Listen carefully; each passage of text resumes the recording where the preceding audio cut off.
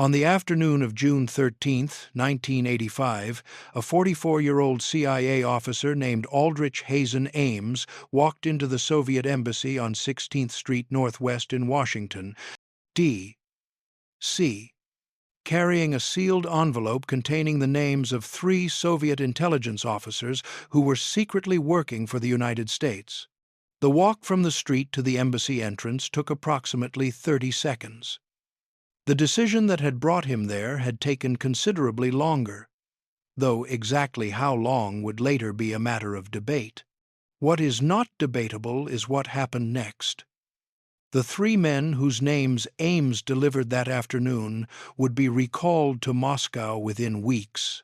All 3 would be interrogated, tried in closed proceedings, and executed. They were the first, but not the last. Over the next 9 years, Aldrich Ames would betray more than a dozen CIA intelligence sources to the Soviet Union and later to Russia.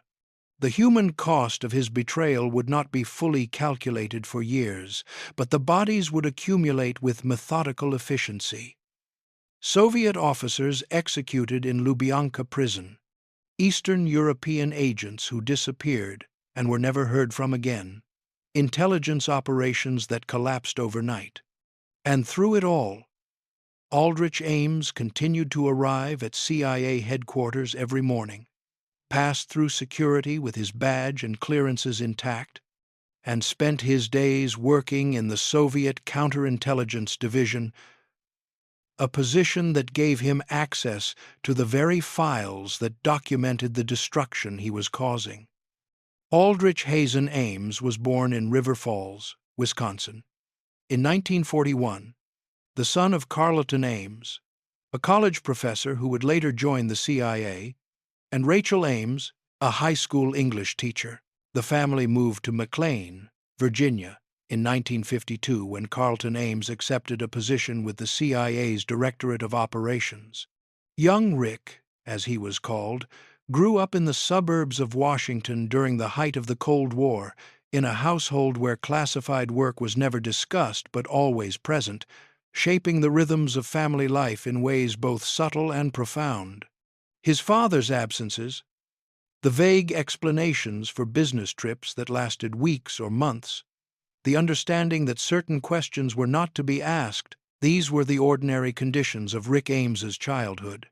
He was, by most accounts, an intelligent but unremarkable student, capable of good grades when he applied himself, more often settling for mediocrity that matched his level of effort.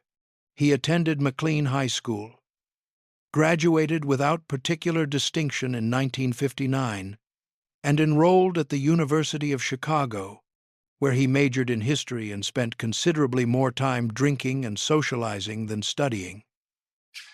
He did not graduate. In 1962, after 3 years of inconsistent academic performance, Ames left the University of Chicago and returned to Washington, where his father helped him secure a job with the CIA as a records analyst, a low-level position that required no particular expertise and offered little opportunity for advancement. For the next 7 years, Ames worked in various administrative capacities within the CIA's Directorate of Operations. He was not field personnel, not an analyst of particular skill, not anyone who seemed destined for significant responsibility within the agency. He processed documents, maintained files, handled the bureaucratic minutiae that sustained intelligence operations without ever participating in them directly. In 1967, he married Nancy Segbarth, a CIA employee he had met through work. They moved into a modest apartment in Arlington, and Ames settled into what appeared to be a career of comfortable mediocrity, competent enough to avoid dismissal, unremarkable enough to avoid scrutiny. In 1969, the CIA offered Ames an opportunity to move into operational work, assignment to the agency's training program for case officers. It was not a position he had actively sought, but it represented a chance for advancement that his administrative work had not provided, and he accepted. The training was rigorous, designed to prepare officers for the complex work of recruiting and handling foreign intelligence sources, and Ames performed adequately, neither excelling nor failing, graduating in 1970 and receiving his first operational assignment to Ankara, Turkey.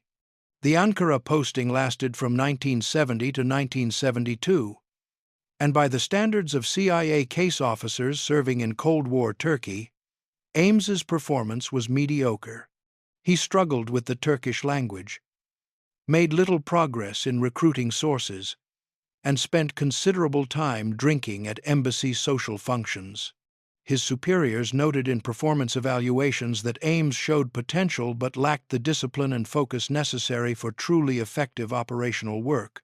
When his tour ended in 1972, he returned to headquarters in Langley, where he was assigned to the Soviet East European Division, the SE Division, working in counterintelligence. It was in the SE Division that Ames would spend most of the next 2 decades. The work of counterintelligence, particularly against the Soviet Union, required officers who could think like their adversaries, who understood the methodologies of Soviet intelligence recruitment and operations, who could identify patterns in the noise of daily intelligence traffic that might indicate a penetration or a double agent. Ames proved surprisingly competent at this work, not brilliant, but solid, reliable, capable of producing analysis that his supervisors found useful. He received promotions, modest salary increases, and the kind of steady, if unspectacular, career progression that characterized the middle ranks of the CIA bureaucracy. In 1981, Ames was assigned to Mexico City Station, his second overseas posting.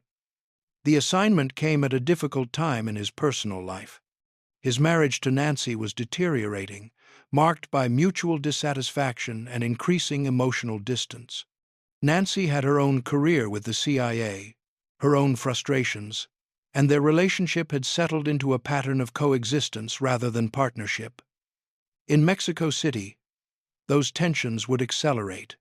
Ames began an affair with Rosario Casas Dupuy, a Colombian cultural attaché he met at an embassy reception.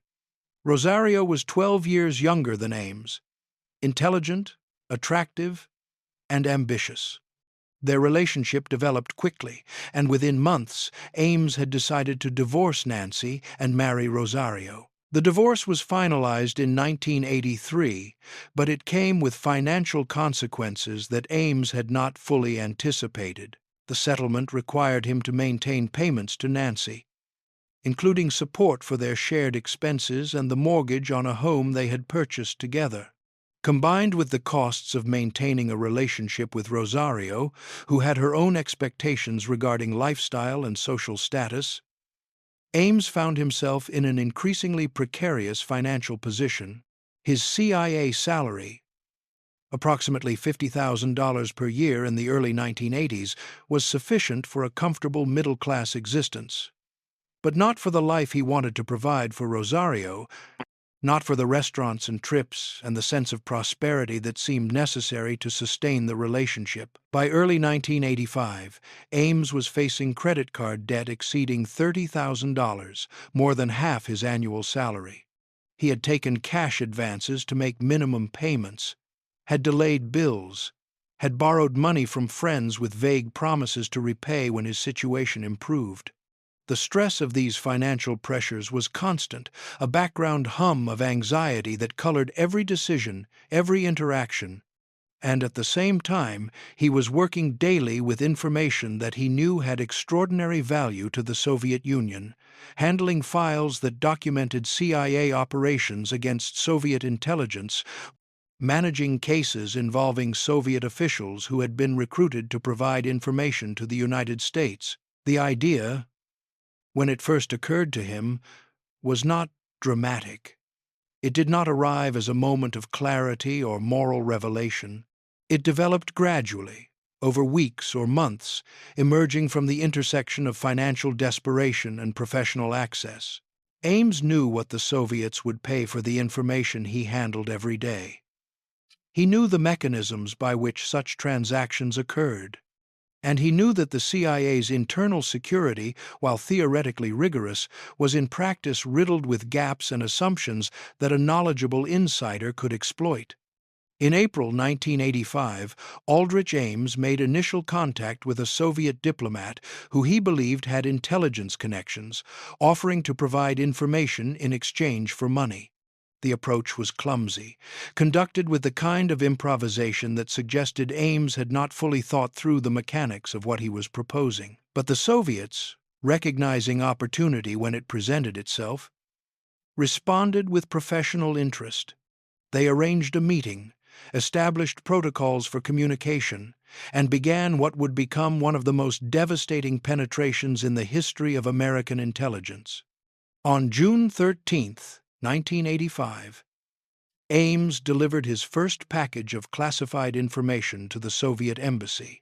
The envelope contained the names of 3 Soviet intelligence officers working for the CIA: Sergei Motorin, Valery Martinov, and an officer whose identity remains classified to this day. In exchange, the Soviets gave Ames $50,000 in cash, handed to him in the embassy in bundles of $100 bills. The transaction took less than 30 minutes. Ames left the embassy, walked to his car parked 2 blocks away, and drove home with the money in a briefcase on the passenger seat. Over the following months, Ames expanded the scope of his betrayal with systematic efficiency. In meetings at restaurants, in dead drops at parks, in brief encounters arranged through carefully coded signals, he provided the Soviets with comprehensive details of CIA operations against Soviet intelligence. He identified CIA sources within the Soviet military and intelligence services.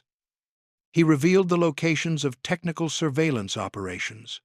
He disclosed recruitment attempts, operational strategies, and the identities of case officers working undercover in Soviet territory. And in return, the Soviets paid him, initially in cash installments of $20,000 or $50,000, later through foreign bank accounts that would eventually total more than $2.7 million, with an additional $2 million promised but never delivered.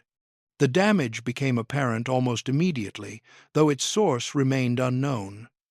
In the summer and fall of 1985, CIA sources in Moscow began to disappear.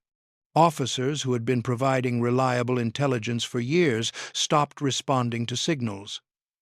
Attempts to contact them went unanswered. Then came reports, filtering through intelligence channels, that some of these officers had been arrested. By early 1986, the CIA understood that it was facing a catastrophic compromise, but the scope of the damage was difficult to assess because the full extent of Ames's betrayal was still unfolding. Sergei Motorin, one of the 3 officers Ames had betrayed in June, was recalled to Moscow in October 1985, arrested immediately upon arrival, interrogated for several months, and executed in 1987. Valery Martinov followed a similar path. Recalled, arrested, tried in secret proceedings, and shot. Over the next 2 years, more than a dozen CIA sources were compromised, arrested, and executed. Some died in Lubyanka prison, the KGB headquarters in Moscow, where interrogations and executions were carried out with bureaucratic efficiency. Others were tried publicly as examples, paraded before cameras to demonstrate Soviet vigilance against Western espionage. A few simply disappeared, recalled from foreign postings or extracted from their positions, never seen again. The CIA's Soviet operations were effectively destroyed. Years of patient recruitment, of building relationships and trust, of placing sources in positions where they could provide critical intelligence, all of it collapsed in a matter of months. And at the center of this catastrophe, unknown to his colleagues, was Aldrich Ames, arriving at Langley every morning, participating in meetings to discuss the compromise, offering theories about possible security breaches, and collecting his paycheck while his bank accounts swelled with Soviet money. The question that would haunt the CIA for years afterward was how Ames had managed to operate undetected for so long despite behavior that, in retrospect, should have raised immediate alarms. The answer lay partly in the culture of the agency itself. A culture that valued collegiality and trust among officers, that resisted the kind of internal suspicion that might undermine operational effectiveness. Ames was known, familiar, part of the institutional fabric. His mediocre performance evaluations and his drinking were noted but not considered disqualifying. His access to sensitive information was a function of his position, not a privilege that required constant justification. And crucially, the CIA's counterintelligence capabilities, despite being directed outward against foreign intelligence services, were not structured to effectively detect a mole operating from within. There were signs, obvious in hindsight, invisible at the time. In 1986, Ames paid cash for a $540,000 house in Arlington, a purchase that exceeded his CIA salary by more than a factor of 10. When questioned about the source of funds, Ames explained that Rosario, whom he had married in August 1985, had received an inheritance from her family in Colombia. The explanation was accepted without verification. In 1989, Ames purchased a Jaguar sedan with cash. Again, he attributed the money to Rosario's family. Ames and Rosario traveled frequently to Europe, stayed in expensive hotels, wore designer clothing, and lived a lifestyle that bore no relationship to a government salary.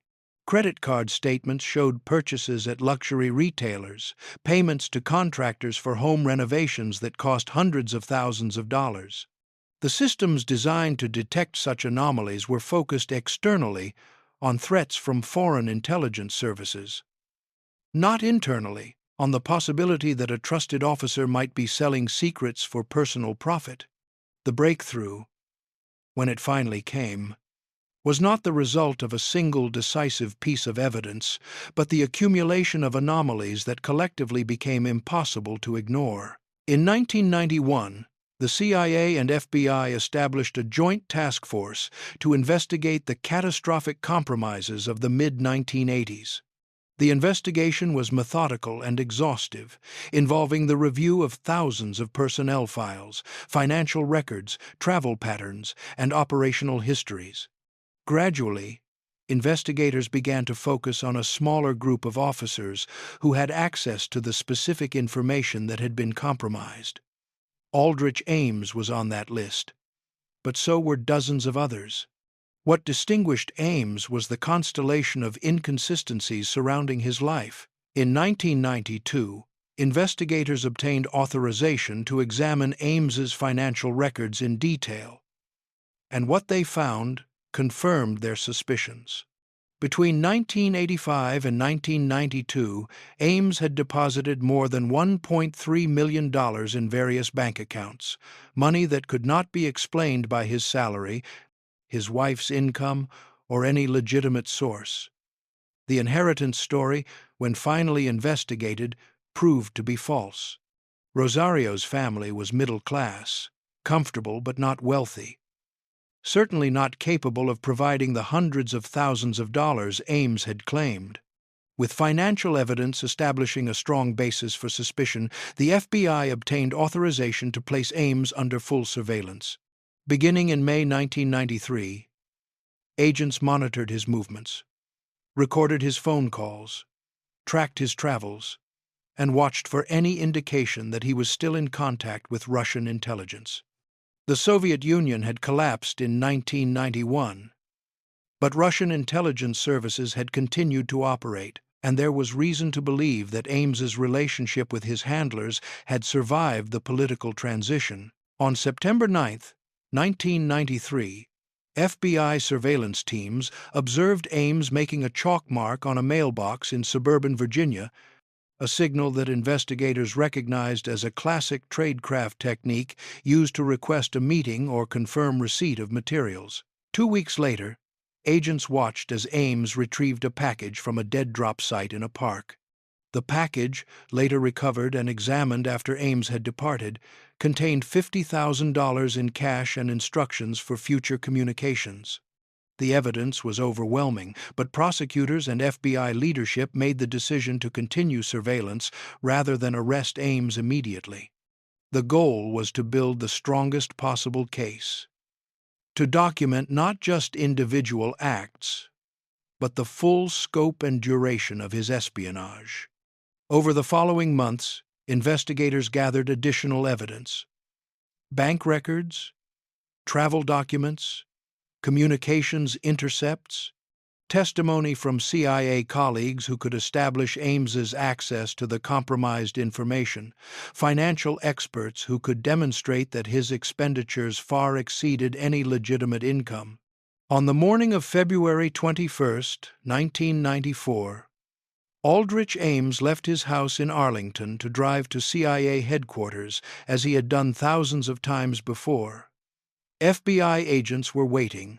They pulled him over approximately 1 mile from his home, at the intersection of his residential street and the main road leading toward Langley. The arrest was executed with precision. Agents surrounded the vehicle, weapons drawn, and ordered Ames to step out with his hands visible. He complied without resistance, his expression, according to agents present, showing neither surprise nor particular emotion. He was handcuffed, read his rights, and placed in the back of an FBI vehicle. Simultaneously, other agents arrived at the Ames residence to arrest Rosario, who was taken into custody without incident. The search of the Ames home yielded extensive evidence: documents stored in filing cabinets, computer files containing classified information, notes detailing dead-drop locations and signal protocols, and financial records that documented the money Ames had received. In his study, investigators found a typewriter that forensic analysis would later match to documents that had been passed to Russian intelligence. In his garage, they found maps marked with locations that corresponded to known dead drop sites. And in his personal files, they found letters from his Russian handlers discussing payment schedules, operational security, and future plans. Aldrich Ames was charged with espionage and conspiracy to commit espionage. The evidence against him was comprehensive and irrefutable. During initial interrogations, Ames attempted to minimize the significance of what he had done, claiming that the information he provided had been tactical rather than strategic, that the sources he had compromised were not significant, that his betrayal had not caused the kind of damage prosecutors alleged. But as investigators presented him with the evidence, the bank deposits, the surveillance photographs, the documents recovered from his home, his position became untenable. On April 28, 1994, as part of a plea agreement designed to spare Rosario from a lengthy prison sentence, Aldrich Ames pleaded guilty to espionage and tax evasion. In exchange for his cooperation and full disclosure of his activities, federal prosecutors agreed not to seek the death penalty, a possibility in espionage cases involving the deaths of intelligence sources. Ames also agreed to cooperate with a full damage assessment, providing investigators with detailed information about what he had betrayed, when, and to whom. The damage assessment, conducted over the following months, revealed the full extent of Ames's betrayal. He had compromised more than 100 intelligence operations. He had identified at least 10 CIA sources by name, all of whom were subsequently executed by Soviet and Russian authorities. He had disclosed technical surveillance operations, recruitment strategies, and the identities of CIA officers working undercover. On April 28, 1994, Aldrich Ames was sentenced to life in federal prison without the possibility of parole. Rosario Ames, who had known about her husband's espionage and had benefited financially from it, was sentenced to 63 months in prison. During her trial, prosecutors argued that Rosario had been a willing participant, that she had encouraged Aldrich's espionage because she enjoyed the lifestyle it funded. Her defense attorneys claimed that she had been manipulated by Aldrich, that she had not fully understood the significance of what he was doing, and that her participation had been coerced through emotional dependence. The court ultimately acknowledged that Rosario had known about and benefited from the espionage, but that her role had been secondary. She completed her sentence in 1999 and returned to Colombia, where she has lived quietly, avoiding media attention. The house in Arlington, the Jaguar, the contents of their bank accounts, all of it was seized by the federal government as proceeds of criminal activity. Aldrich Ames was transferred to the federal penitentiary in Allenwood, Pennsylvania, where he remains incarcerated.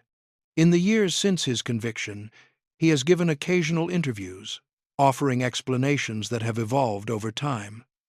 Initially, he claimed that financial pressures had driven him to espionage.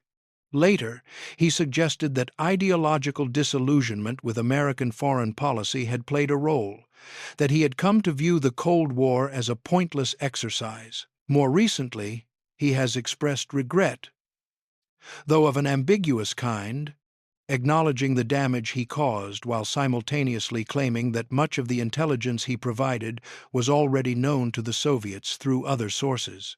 What Ames has never adequately addressed is the human cost of his decisions. The men whose names he gave to the Soviets were not abstractions or statistics in an intelligence game. They were individuals who had made a choice to work with the United States, often at enormous personal risk, motivated by conviction, by dissatisfaction with Soviet authority, or by the simple desire to do something that felt meaningful. Sergei Motorin was 35 years old when Ames identified him to the KGB. He had been working for the CIA for approximately 2 years, providing information about KGB operations in Washington, where he served as a political officer at the Soviet embassy. According to accounts that emerged later, Motorin believed that cooperation with the United States might contribute to eventual reform within the Soviet system. When Motorin was recalled to Moscow in October 1985, he understood what awaited him. According to later testimony from Soviet officials who defected, Motorin asked to be allowed to say goodbye to his family before his arrest, a request that was denied. He was taken into custody at Sheremetyevo Airport, transported to Lubyanka prison, interrogated for several months, and executed by firing squad in May 1987. He was 37 years old. Valery Martinov was 36 when Ames betrayed him. Like Motorin, Martinov was working for the CIA while serving as a KGB officer at the Soviet embassy in Washington. His motivations for cooperation were reported to be primarily financial. He had accumulated debts and seen an opportunity to resolve them, but friends and colleagues also noted that he had expressed frustration with the inefficiencies and corruption within the Soviet system. Martinov was recalled to Moscow in November 1985, arrested on arrival, and subjected to extensive interrogation. The details of his trial remain classified, but Russian sources confirmed that he was convicted of treason and executed in May 1987, the same month as Motorin. He left behind a wife and 2 young children who were informed only that he had died of natural causes while serving abroad. They would not learn the truth for nearly a decade. The full list of those compromised by Ames remains partially classified, but declassified damage assessments identify at least 10 individuals who were executed as a direct result of his betrayal. Others disappeared under circumstances that strongly suggest arrest and execution, though official confirmation has never been provided. Some were Soviet citizens, others were Eastern European intelligence officers who had been recruited by the CIA. At least one was a scientist working on military technology who had provided technical specifications that proved valuable in assessing Soviet weapons development. Each had a name, a family, a life that extended beyond their role as intelligence sources. The impact of Ames's betrayal extended beyond the individuals he directly compromised. The collapse of CIA operations against the Soviet Union in the mid-1980s created a gap in American intelligence capabilities that took years to rebuild. Recruitment became nearly impossible. Soviet officials who might have considered cooperation with the United States understood that the CIA could not protect its sources, that betrayal was not a theoretical risk but a documented reality. Trust, once broken, proved extraordinarily difficult to restore. Even after the Soviet Union collapsed and the Cold War officially ended, the shadow of Ames's actions continued to shape intelligence operations, creating a culture of heightened suspicion and more rigorous security protocols that changed how the CIA conducted its work. Within the CIA itself, the Ames case prompted extensive institutional reforms. Polygraph examinations became more frequent and more rigorous, though Ames had passed at least 2 such examinations during his years of active espionage. Financial disclosure requirements were strengthened. The Counterintelligence Center was reorganized to focus more systematically on internal threats. And perhaps most significantly, the culture of presumed trust among officers was replaced by a recognition that no one, regardless of tenure or position, was above suspicion. These changes were necessary, but they also carried costs, introducing friction into operations, creating barriers to the kind of informal collaboration that had characterized much of the CIA's work, and contributing to an atmosphere of institutional paranoia that some argued undermined effectiveness as much as it enhanced security. The CIA's internal investigation into how Ames had remained undetected produced a classified report that was later partially declassified and released to Congress. The report identified numerous failures in security procedures, financial monitoring, and counterintelligence protocols. It documented the lifestyle anomalies that should have triggered investigation but did not, and it acknowledged that the culture of the CIA, with its emphasis on trust and collegiality, had created blind spots that a more suspicious institution might have avoided. The report concluded with recommendations that were implemented in subsequent years, though their effectiveness remains a matter of debate.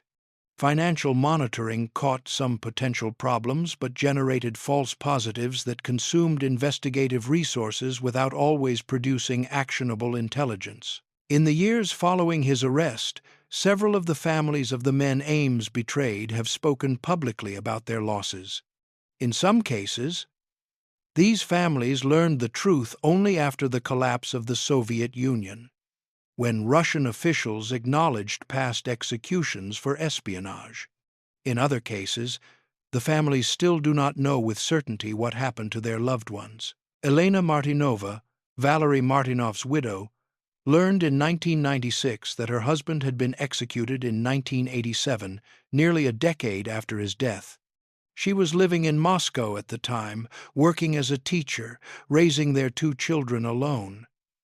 In an interview conducted years later, she described the moment she was told. A Russian official came to her apartment, provided documentation of the trial and execution, and offered a brief apology on behalf of the government.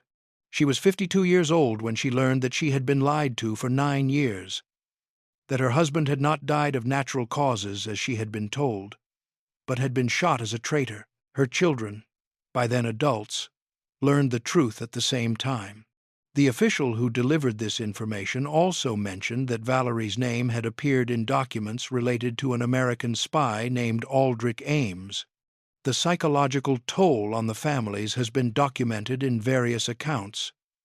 These families did not choose to be part of intelligence operations.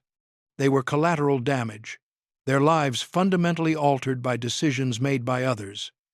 Both the decision of their family member to work with the CIA and the decision of Aldrich Ames to betray that cooperation for money. Some have expressed anger, not just at Ames, but at the CIA for failing to protect their loved ones.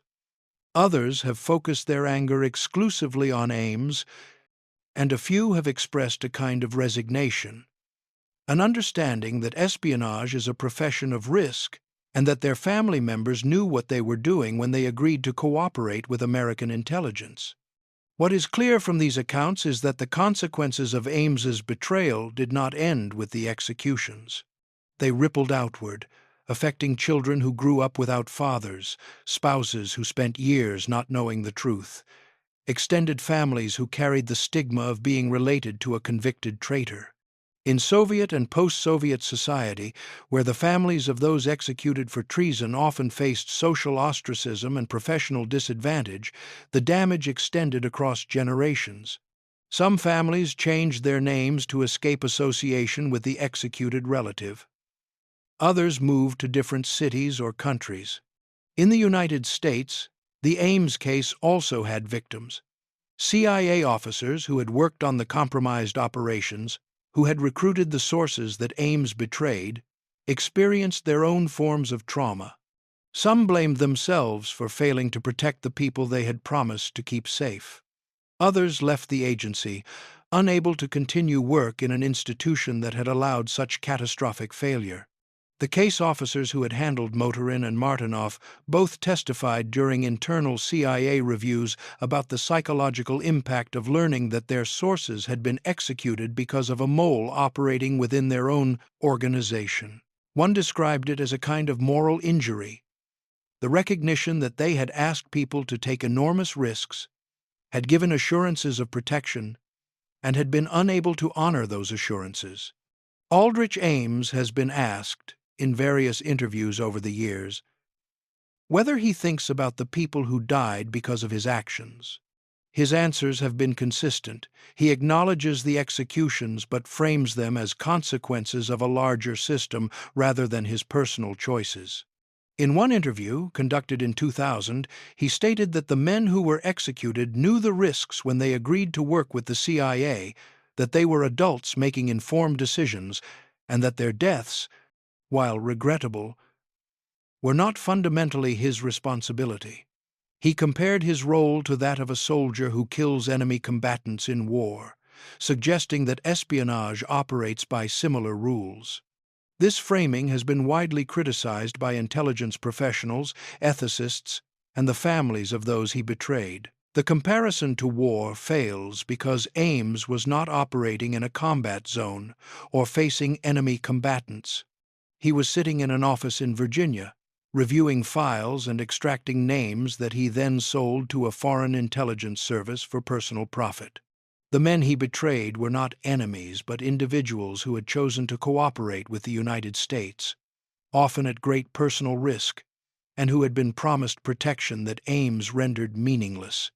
Perhaps the most enduring legacy of the Ames case is the recognition that no organization, regardless of its resources or expertise, is immune to penetration by a determined insider. The assumptions that had sustained the CIA's operational security, that officers could be trusted, that loyalty was a given, that financial problems or personal difficulties would be reported and addressed before they became vulnerabilities, all proved insufficient against someone willing to betray for money.